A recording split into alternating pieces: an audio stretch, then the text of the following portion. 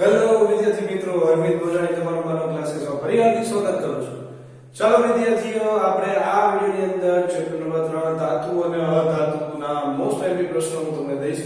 પણ વિદ્યાર્થીઓ, મને ખબર છે કે તમને આ પાઠ વાંચવો ગમતો નથી, તો બરોબર, પણ તોય છે તો હું તમને કહીશ કે જેને વાંચવું ગમે એ આ પ્રશ્નો વાંચી શકે. ચાલો, તો હવે આ વિડિયોની અંદર આપણે મોસ્ટ આઈએમપી પ્રશ્નો તો શીખશું અને કઈ રીતના લખો, કઈ રીતના એના બીજા પ્રશ્નો કઈ રીતના પૂછાઈ શકે બનાવી ઈ પણ હું તમને કહીશ.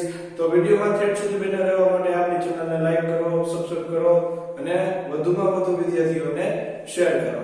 ચાલો, તો હવે આપણે આ વિડિયોની અંદર ધાતુ અને અધાતુઓના આપણે પ્રશ્નો જોઈશું. 4 માર્કના 3 માર્કના મોસ્ટ આઈએમપી પ્રશ્નો. ચાલો, 4 માર્કનો ધાતુ, 4 માર્કનો અથવા 3 માર્કનો ધાતુ અને અધાતુના સામાન્ય ગુણધર્મો, જે આપણને ખબર જ છે, શું આપશે, આપશે, એ બધા નિયમ. પણ ઈ જો નો પૂછે તો તમને ધાતુ તત્વોના અપવાદ લખો, ઈ પણ તમને પૂછી શકે એવો પ્રશ્ન છે. બરોબર? તો આ પ્રશ્નો બે મોસ્ટ આઈએમપી છે, ખાસ કરીને યાદ રાખી લેવા અને બહુ પૂછાય એવા પ્રશ્ન છે. ઉભયપૂરી ઓક્સાઇડ એટલે શું? એના બે ઉદાહરણ આપી તેની એસિડિક અને બેઝિક સાથેની પ્રક્રિયા, અથવા તો એસિડિક ઓક્સાઇડ અથવા બેઝિક ઓક્સાઇડ એટલે શું, એ બે પ્રશ્નો પણ છે આની એ. બરોબર? હવે ચોથો પ્રશ્ન શું છે? કઈ ધાતુ નાઇટ્રિક એસિડ સાથે હાઇડ્રોજન વાયુ મુક્ત કરતી નથી, શા માટે? વિદ્યાર્થીઓ, આ જે પ્રશ્ન જે છે ઈ હને માર્ચ 2020 ના માર્ચ 2020 માં આ પ્રશ્ન પૂછાયેલો છે. બરોબર? અને આ પ્રશ્ન એવો પ્રશ્ન છે જે આપણે વાંચતા નથી એવો પ્રશ્ન છે. બરોબર? પછી નેક્સ્ટ પ્રશ્ન જે છે, એક્વારિજિયા એટલે શું, તેમાં કઈ કઈ ધાતુઓ ઉભરી શકે છે? એક્વારિજિયાને 3 નામથી તમને દઈ શકે, એક અમ્લરાજ અને રોયલ પાણી. બરોબર? હવે જે મોસ્ટ આઈએમપી પ્રશ્ન જે છે તમારા પેપરની અંદર નિશાળે તમારા સાહેબોએ ઘણી વાર પૂછેલું છે. સક્રિયતા શ્રેણીની મધ્યમાં રહેલી ધાતુઓનું નિષ્કર્ષણ સમજાવો. બરોબર? આ મધ્યમાં જેમાં ગુંજન, કેલ્સિનેશન ની બધી વસ્તુઓ આવી શકે છે વિદ્યાર્થીઓ. કર્મિક પ્રક્રિયા સમજાવો. આ પ્રશ્ન પર છે. ધાતુઓના શુદ્ધિકરણ માટેની વિદ્યુત વિભાજનીય શુદ્ધિકરણ પદ્ધતિ તમારે સમજાવવાની છે. જેમ કે આમાં તમને ખબર હોય તો કોપર ધાતુની પટ્ટી વાળું છે. બરોબર? ખાસ આ પ્રશ્ન 3 માર્ક માટે મોસ્ટ આઈએમપી પ્રશ્ન છે. ખાસ કરીને કરી લેજો. ટૂંકનો લખો મિશ્ર ધાતુ. બરોબર? તો આ પ્રશ્ન પણ પૂછાઈ શકે એવો છે. અને ત્રીજો જે આ ફૂડર પેટર્ન જે પ્રશ્ન જે છે, કાચી ધાતુમાંથી ધાતુનું નિષ્કર્ષણ કેવી રીતના કરવામાં આવે છે સમજાવો ચાર્ટ દ્વારા. તો આમાં આનો જ ભાગ છે. આનો જે મેઈન ભાગ મેં કીધું, પણ આખે કો ચાર્ટ સ્વરૂપે મેં દર્શાવું તમને કહી દીધું. જો ચાર્ટ આખે કો તમે કરી નાખો તો એમાં ગુંજન, કેલ્સિનેશન, મધ્યમાં રહેલી સક્રિયતા શ્રેણી, ઉપર રહેલી સક્રિયતા શ્રેણી, નીચે રહેલી સક્રિયતા, બધાયનું એક સાથે એમાં આવી જાય છે. બરોબર? તો આ જે પ્રશ્ન જે છે બધા મોસ્ટ આઈએમપી છે.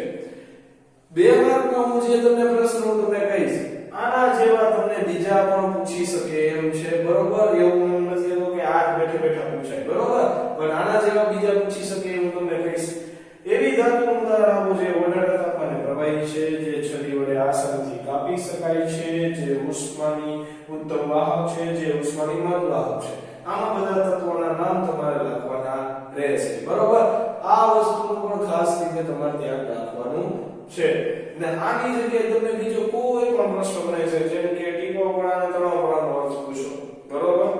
હવે આ પ્રશ્ન પણ પૂછે. જો આવો તમને આવા તો મલ્ટીપલ પ્રશ્ન જે છે તમારા નવની અંદર જે નાના જે પ્રશ્ન જે છે ને 2 માર્ક માટે ઈ જે પૂછી શકે, શા માટે સોડિયમને કેરોસીનમાં રાખવામાં આવે છે?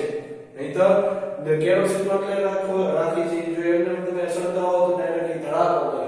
બરોબર? કેરોસીનમાં તમે ડુબાડો પછી એને બનસેન બર્નર ઉપર તમે સળગાવો તો એમાંથી એને સળગે છે, પણ એમાંથી એને કેરોસીન ત્યાં લગી પતે ત્યાં લગી સળગે, પછી ન સળગે. એના જેવું છે. બરોબર? આ પ્રક્રિયાઓ માટે સમીકરણ લખો. આવી રીતના સમીકરણના જે કોઈ પણ પ્રશ્ન છે, જેમ કે જો મેં અહીંયા એક પૂછ્યો, કઈ ધાતુ નાઇટ્રિક એસિડ સાથે હાઇડ્રોજન વાયુ મુક્ત કરતી નથી, શા માટે? આ પ્રશ્ન 2 માર્ક પર નાખી નાખી શકો, બરોબર. તો આવા પ્રશ્નો તમે કોઈ વરાળ સાથે લોખંડ, પાણી સાથે કેલ્શિયમ અને પોટેશિયમ, બરોબર. પછી 22 કેરેટ સોનું એટલે શું સમજાવો, બરોબર. તો આવા જે બે માર્કના જે પ્રશ્નો જે છે તમારા સ્વાધ્યાય પોથીની અંદર ઢગલા મોઢે નાના નાના પ્રશ્નો દીધા છે. તો એ નાના નાના પ્રશ્નો વાંચવા વિનંતી. અને બીજી વસ્તુ જો તમને ખાસ જણાવું, જો આપણી પેપર સેટ જે છે જનરલ ઓપ્શન વાળી છે, બરોબર. તો જનરલ ઓપ્શનમાં જો તમારે આ ચેપ્ટર તમારે સ્કીપ કરવું હોય તો તમે સ્કીપ પણ કરી શકો છો, પણ જેને સ્કીપ નથી કરવું, સારા માર્ક લેવા છે, બરોબર, તો એ બધા આવી રીતના મેં કીધું એ પ્રમાણે પ્રશ્નો વાંચો. ખાસ કરીને બે માર્કના નાના નાના પ્રશ્નો જે 9 ની અંદર ઢગલા મોઢે દીધા છે. આવી રીતના તમને પ્રક્રિયાના દર વખતે તમે જૂના જે પેપર તમે જોવો એમાં પણ દર વખતે એ લોકો પ્રક્રિયાનો એક પ્રશ્ન પૂછે છે ને તમારા પ્રક્રિયાવાળા પ્રશ્નો તો ખાસ તમારે કરવાના રહેશે, બરોબર. તો ચાલો વિદ્યાર્થીઓ, તો આ છે તમારા ચેપ્ટર નંબર 3 ના ધાતુના ધાતુનો મોસ્ટ ટાઈમલી પ્રશ્નો જે છે એ બધા આવી ગયા છે અને કેવા પૂછાઈ શકે, બરોબર. તો વિડિયોમાં થેન્ક સુધી બન્યા રહેવા માટે તમે આપણી ચેનલ લાઈક કરજો, સબસ્ક્રાઇબ કરજો અને જે બને તેમ શેર કરજો અને તમારા ભાઈબંધ મિત્રોને પણ ખાસ શેર કરજો કે જેને આ બધી વસ્તુનો લાભ મળે, બરોબર. તો ચાલો આપણે વિડિયોને અહીંયા પૂરો કરશું. જય હિન્દ, જય ભારત.